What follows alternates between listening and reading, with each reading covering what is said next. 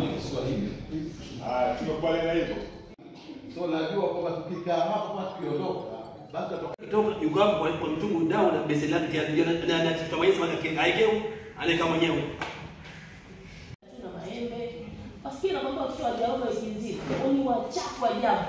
Tumekuwa tukiona sana miradi mingi wakati inakuja inaongea mambo na amani, inaangazia sana watu wengine pasi na wale wahusika wakuu ambao wamekuwa identified kama vijana, na vijana wamekuwa kiachwa nje. Ila tukienda kwa mikutano mingi unasikia watu wananyoshea kidole, wanasema ni vijana ndio wahusika wakuu, lakini mbona wameachwa nje?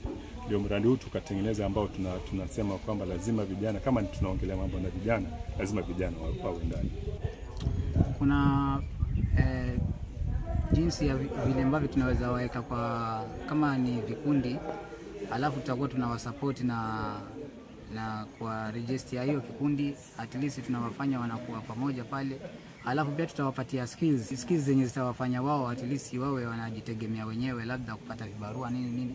Tunasikia ukosefu wa amani kwa wenzetu, lakini kiukweli kinavyoiona mimi naona Kinondo inaingia katika miongoni ya hiyo ambayo itavunjika amani kwa hali ya juu sana. Hawa vijana tuwajenge urafiki.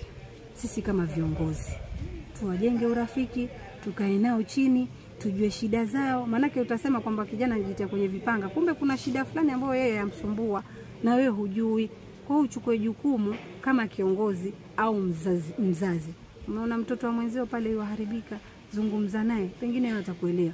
Tuwaike kwa magroup wale ambao ni wakubwa, tuzungumze nao kwa upole, tuulize shida zao. Maana mtu ukiwa mpole na ukimfuata mtu ambaye alikuwa yuko na shida zake kama Maunga, ukimuuliza vizuri, atakupa shida zake, na ukimjenga urafiki, atakwambia kila kitu.